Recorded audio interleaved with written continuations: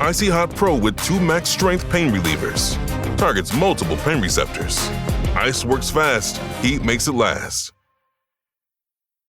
This episode is brought to you by Nordstrom.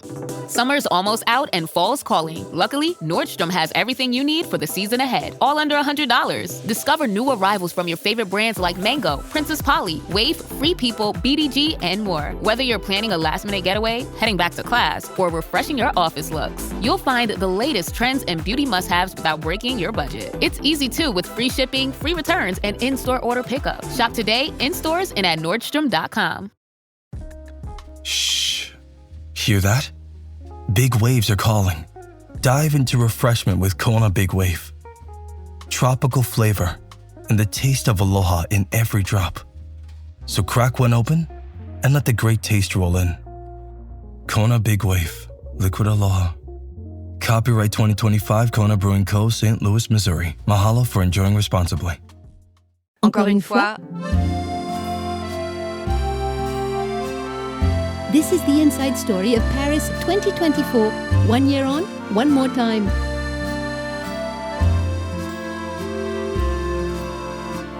I'm just like on cloud nine. Does it get any better than this? The answer is no. In the final night of athletics in the Stade de France, Laura Muir and Georgia Bell go for a medal in the women's 1500 metres, also the men's 800 and 5,000 finals, and 4x4 relays. And Caden Cunningham and Rebecca McGowan are at the taekwondo.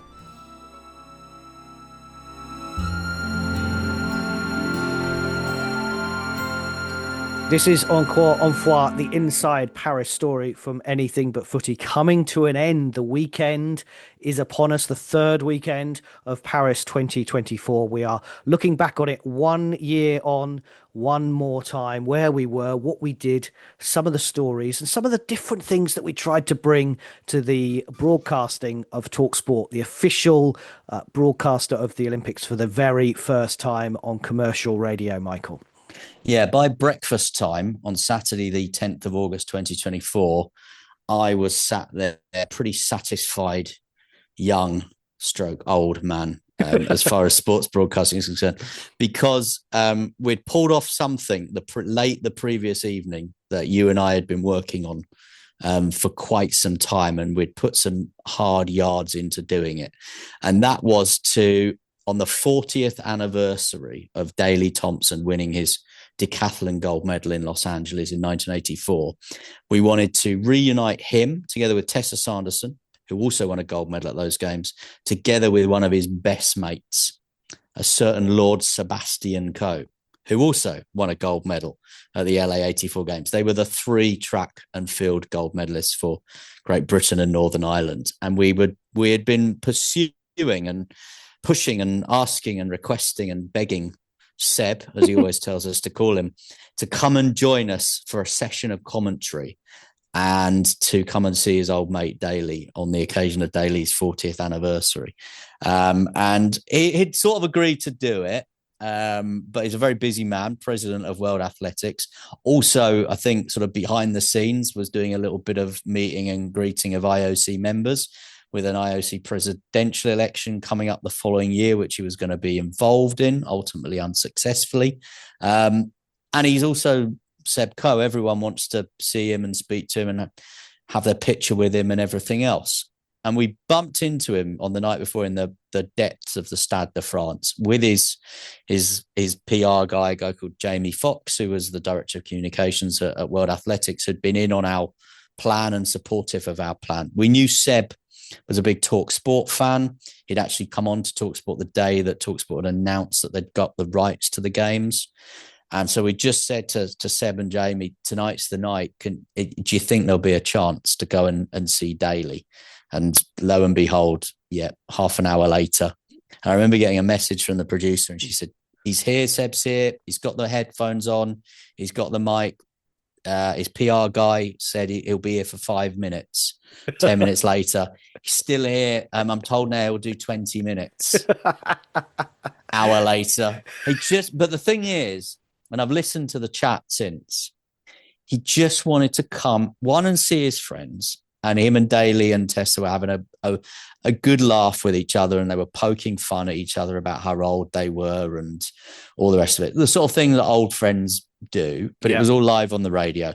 And he just wanted to come and talk about athletics and what he'd seen and track and field. And Natalie Sawyer, who was presenting that night, just kept the conversation flowing in that way. They talked about prize money for athletes. They talked about the different performances, how the British team would be going, the Stade de France as a venue. And you can see suddenly why Seb was very relaxed in the company he was in and why he stayed for so long and how much he was enjoying it.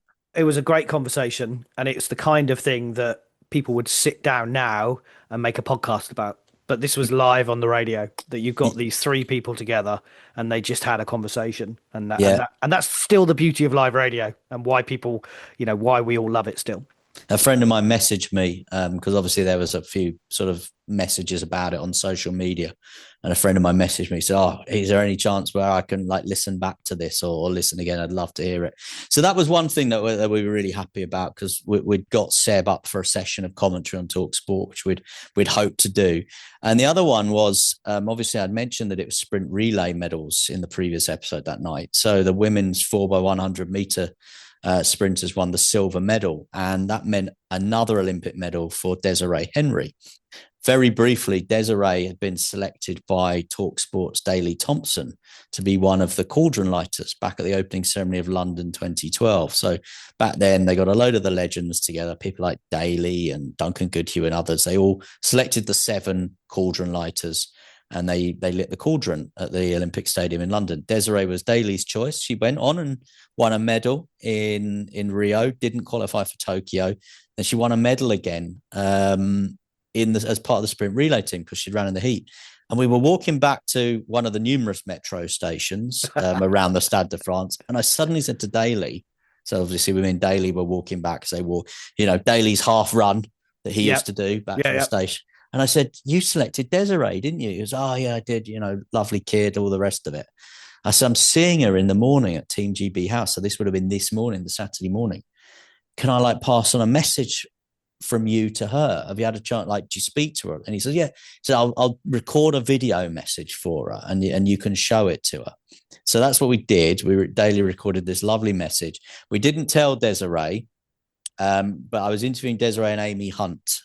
And so we sort of got Amy Hunt in on it and explained a little bit about what we were going to do. And then we kind of surprised Desiree with her message from Daley. If you want to press play on this. Oh my word. Okay, let's see this. Desiree, Daley here. I just wanted to say how proud I was to see you in that stadium tonight. It was absolutely fantastic to see you get that medal. I am so proud of you. I cannot believe after all these years you managed to stay the course, and look at you now, an Olympic medal holder. Well done, baby. I love it. Oh my God. You need to send me this video. Absolutely. Oh my goodness. I am in shock. I am very, very happy. Again, just knowing that he's a British legend. Again, for him to know who I am, and to now send me a personalized message like this, I'm just on cloud 9.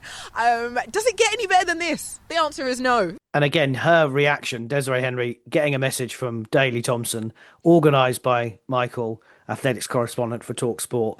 Amy Hunt just loved it as well. She was there. It just means so much, doesn't it? That personal touch. And again, just creating something that isn't, oh, here's Michael interviewing Desiree again. Here's Michael interviewing Amy Hunt, etc., etc. Yeah, I mean, we'd seen Desiree actually in the London 2012 anniversary event. Was it the 10th anniversary event in London? The 10th, yeah. It was just before the Commonwealth Games in Birmingham, because I was in Birmingham for the games, and I came down that evening, and Desiree was there that night. We'd had a lovely chat with her, and she's had as I mentioned, this sort of up and down career trajectory, but that she was back and she had another Olympic medal, and she'd upgraded it. She'd gone from a bronze to a silver. And I remember I bumped into Amy Hunt at one of the indoor events earlier on this year, and she saw me and she said, "Last time I saw you, you made me cry." Because she remembered the fact that obviously we'd had this video message for Desiree, and as I said, she'd helped us with it.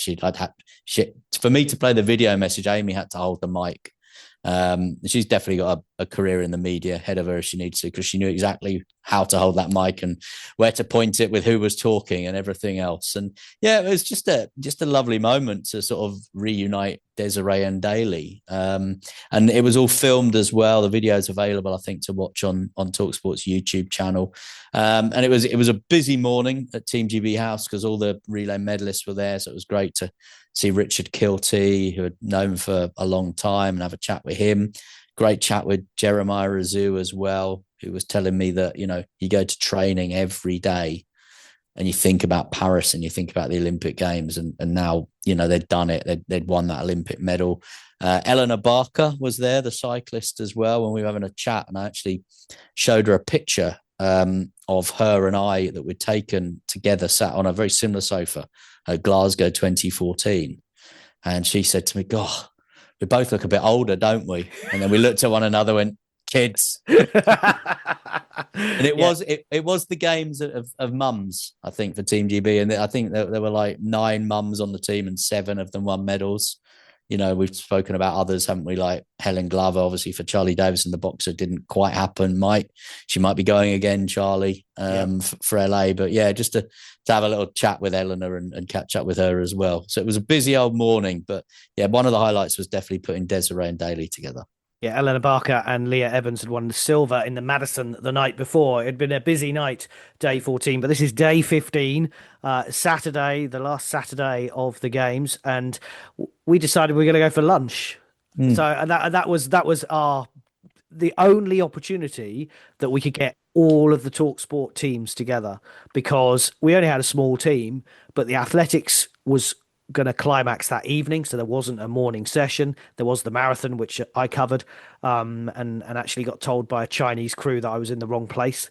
And I wasn't allowed to be in the mix zone. TV only. I was like, no, I've been here for because I've been here for 2 weeks now. I was a bit more narky, and I was like, I'm tired. I'm tired. I was like, I'm hungry. I'm having none of your nonsense. I am standing here, and I actually worked with a Czech reporter who was standing behind me. I got a really good slot on the mix zone, and so he was like, can I interview the people that I want? And I was like, yeah, as long as you'll let me back in. So we swapped, and it worked that way. And I managed to get Emil Caress, who was, of course, 3rd in London and 4th in the Olympic Games. What a performance that was, that marathon morning. Another new venue for me, at the finish line at Les Invalides, the home of the tomb of Napoleon, of course. And because we weren't doing a breakfast show, I think because the football season had started on TalkSport, I literally just turned up and just went for the audio right at the end, and managed to get Emil and the other Brits, Philip Sessamon and Mohammed.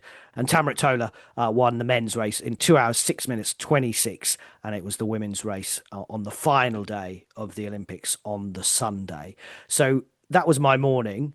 And then I came and met everyone in town near the Palais de Congrès. Yeah, it was lovely. Where the NPC was, because we hadn't really been there since like the first few days. No, and I hadn't seen, we'd been there, the boxing team. So hadn't seen Dave Farrer and Spencer Oliver, who were our boxing commentators. Had been at Roland Garros, obviously, for the boxing finals. It was Steph Reed, obviously, and Adam Jamili and Tessa Sanderson were there as well. Steph had been fantastic as part of our team, and starting in London initially, where she was presenting in the studio. Then she came out for the athletics to present the shows from the stadium every morning as well. It was great to have Steph, who of course has won numerous Paralympic medals, there with us as part of our Olympics team as well, in a slightly new role for her. She'd never really sort of presented radio shows, certainly not intense live 4-hour radio shows with lots of different sources of sports and people coming in. I'd obviously heard her do commentary, interviewed her numerous times, knew that, I thought she'd be an absolute natural at it, as someone that could commentate, someone that had the empathy of having been a competitor at the top level, knew what it was like to compete at major global events like this, had that insight. Also, was a good interviewer, smart interviewer as well, in terms of, bringing her broadcast background and her athlete background into it. So yeah, it was just lovely just to get everyone together before we kind of spread off to our final kind of it's the penultimate night really, but the final night of of sport, isn't it? That we were about to head off to. Yeah, the final night in the Athletic Stadium before, of course, the closing ceremony, and another big night from a British point of view. Another big night for Michael as well. More tears, more hugs, more photos.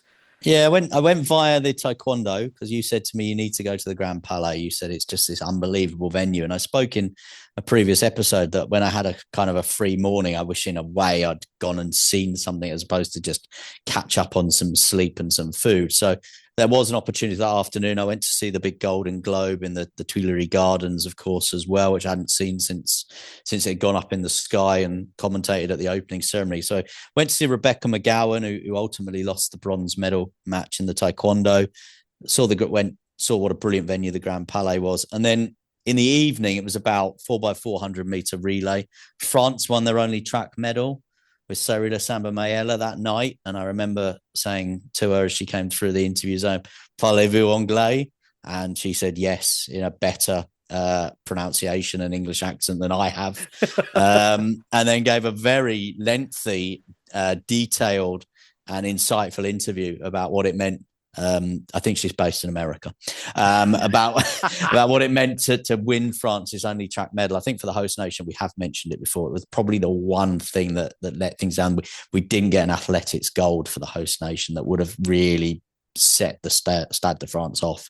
But for me, I was there for one. Well, not just one reason. Obviously, I wanted to see the relays as well, and that was great. But it was Georgia Bell night for me because I'd been saying for quite some time I thought she might win an Olympic medal, and she did. Georgia Bell, Olympic medalist. Sounds good, yeah. I'm really happy. I actually thought in that home stretch that I came fourth at World Indoors. I didn't know what it's like to come fourth when you're so close. So I just really dug deep at the end there. So Georgia Bell and her friend Michael Waddock, but what a journey. 1,500 metre bronze medal for Georgia Bell in the Olympics, having been the British indoor champion, the fourth in the world final indoors, the British champion outdoors, and the European silver medal before the Paris Games. Yeah, and having and being a worker, she had a job effectively. Yeah, I mean, having obviously been such a talented, prodigious talent as a younger athlete, had gone to the US on this scholarship, injuries, whatever, hadn't worked out, thought the athletics career was probably gone for her, as you said, was working in cybersecurity, and rediscovered running, hooked up with a coaching team, Trevor Painter and Jenny Meadows, obviously in the same stable as Keely Hodgkinson. For me, just one of the stories of the games, and whoever her employers were in the world of cybersecurity, the Home Office, who gave her the chance to go away, whoever her line manager was or whatever, that said, look, your job's open. If it doesn't work out and you come back from the Olympics, medal or not, and you want to come back and work, you can come back and work for us. But yeah, go away, shut your laptop, concentrate on your training, the nutrition, the rest, and all those things you can't do. This is a conversation I had with Scott Lincoln, the shot putter, who has now been to 2 Olympics, not qualified for the final, but has had to combine his athletics career with work. And for him, he was, carrying bricks around and things. So not even an easy job, if such a thing exists. And he's always said, and George has always said, it's the making sure that I can eat at the right times and the right things and get the right rest and all the rest of it that being a full-time athlete allows me to do. And I'd said to anyone that would listen to me, I thought Georgia Bell would win an Olympic medal, and she did. And a nod to our Spanish radio colleagues who captured the moment as well, where she came up the ramp to me and we had a little hug. And I'd previously been rowing with one of the people that ran the interview zone for Olympic broadcast services, because they'd said to me that I was only allowed to have 90 seconds to interview Georgia. My interviews were going on too long. And I was like, well, who's complaining? And there's no one after me really that I'm holding up. And these are all athletes that most of them sort of won medals, semi-recognize me. And I remember Georgia coming up, and I said, I've only got 90 seconds to interview you. And she's like, well, we'll talk longer than that. She's like, don't worry, I'm not going to rush off anywhere. And so, yeah, it was fantastic to see her and make, and really just to be able to offer that congratulations to her, to having achieved that ambition. So Georgia Bell was one of the stories of the games, and on that final night, Noah Williams won bronze in the 10-meter platform, won 2 medals, of course, having won the silver with Tom Daley earlier in the week. Emma Hayes and the USA beat Brazil in the women's football final, which was an incredible achievement for her, having just finished with Chelsea and taken on the USA for the Olympics. And I was at the taekwondo, so we played tag team, and I went to the taekwondo in the evening. Rebecca McGowan, European champion, first Olympics, partner of Bradley Sinden, didn't quite go away in that bronze medal bout, as you said. But I then probably made one of the mistakes of the games, and there were a few, and I like to learn from these things. I said we were dead cert for gold in the men's heavyweight. Caden Cunningham, we were beginning to start looking at medals, how many we were going to win, and we'll review it, of course, in the final episode of this special podcast series. But I was so confident that Caden Cunningham was going to win gold. Dead cert. I think I might have even used it on the radio. I will never do that ever again, because he ended up, unfortunately, winning silver, and Iran's Salami won the actual bout and was really quite impressive. Now, Caden, I spoke to him straight afterwards, and he was really philosophical. He was like, I'm still the best. I'm still the best taekwondo fighter in the world, and I will come back in LA and I will prove it. Yeah. But it was, as you said, the Grand Palais was an amazing venue. I thought the glass in the glass roof was going to shatter on regular occurrences, particularly when the French won gold medals. But never will I ever again in sport say there's a dead cert. I loved that interview you did with Caden Cunningham. He's like, in my mind, I'm Caden Cunningham. I'm still the king of heavyweight taekwondo going forward. I believe that was the phrase that he used. And I remember him saying, it's not easy out there. I didn't want to mess up. that was the other phrase. It was just such a, and I'd met him actually at the team announcement event. Yeah. I'd gone to Manchester to see him, part-time model, very eloquent young man. Absolutely, you can see that if he wishes for a future on a catwalk or on a TV or a radio station, that opportunity will exist for him. Very similar in a way to Lutalo Mohammed, who, as we know, also was a taekwondo athlete successfully at the Olympics and has made that transition into kind of influencer role and broadcaster. Yeah, I think the Grand Palais, when you compare, we talked a lot about the venues at Paris 2024.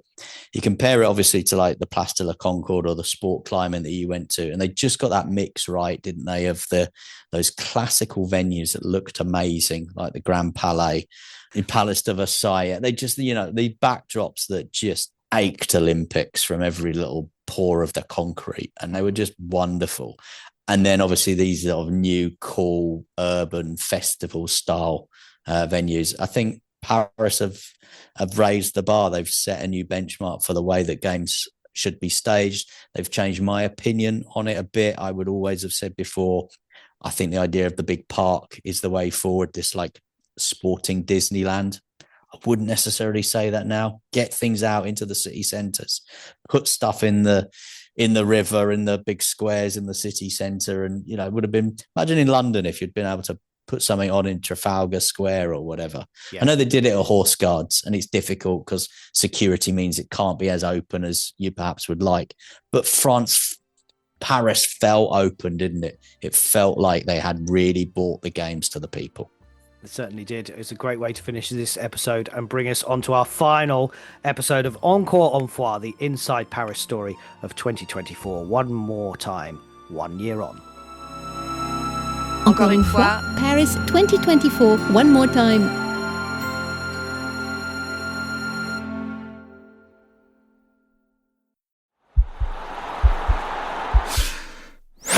This podcast is part of the Sports Social Podcast Network.